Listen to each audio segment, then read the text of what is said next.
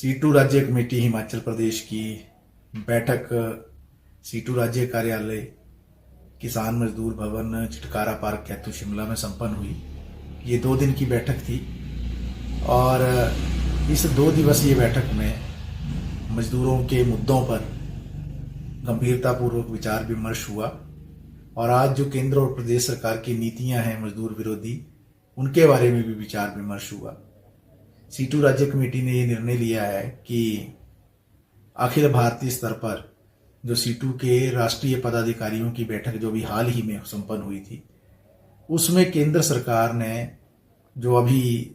तीसरी बार नरेंद्र मोदी प्रधानमंत्री बने हैं देश के, और उन्होंने सत्ता में आते ही इस बात की घोषणा की है कि वो 100 दिन के एजेंडे में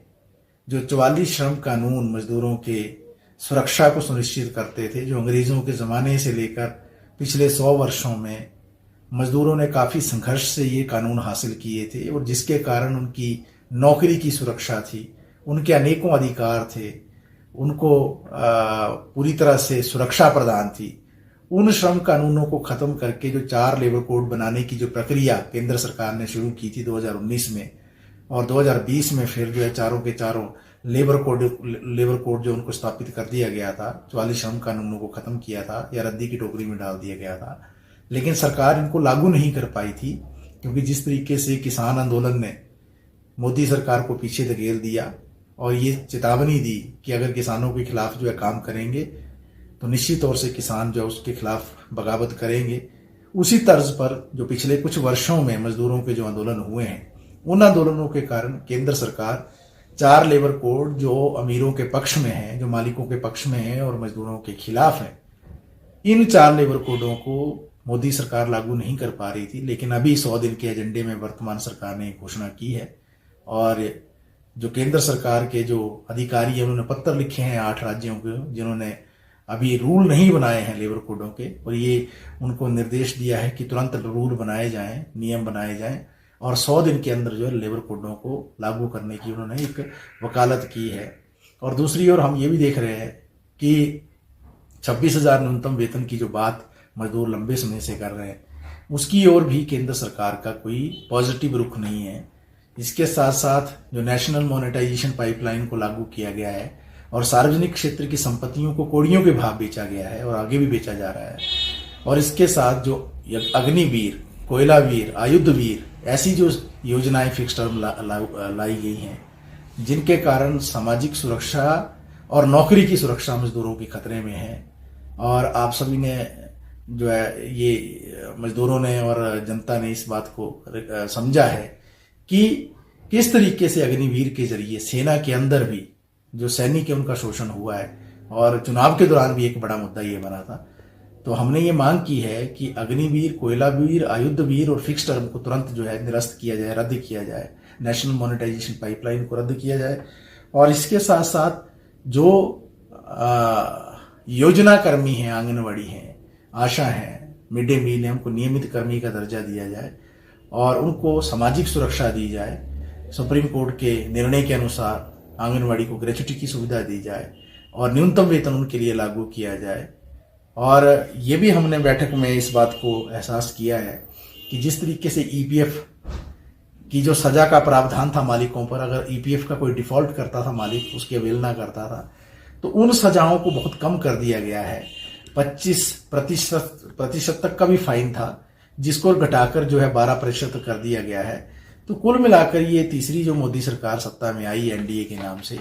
ये सरकार भी उन्हीं नीतियों को लागू कर रही है और जो अमीर हैं, देश के पूंजीपति हैं, उनके लिए ये नीतियां बना रही है। तो इन सभी बातों पर जो है हमने विचार विमर्श किया है और हमने ये भी कहा है कि जो मनरेगा और निर्माण के जो मजदूर प्रदेश के अंदर आज लाखों की तादाद में जो काम कर रहे हैं, उनके लिए जो वेलफेयर बोर्ड के अंदर जो सुविधाएं मिलती थी हिमाचल प्रदेश के अंदर, उसको प्रदेश सरकार ने जो रोका है, ये एक दुर्भाग्यपूर्ण निर्णय है और इसको तुरंत जो है सरकार इसको बहाल करे और इसके लिए जो तरह तरह की शर्तें थोप रही है, उन शर्तों को जो है वापिस ले और जो मजदूर हैं उनके जो पिछले 4 साल के जो अनेकों आर्थिक लाभ जो बच्चों की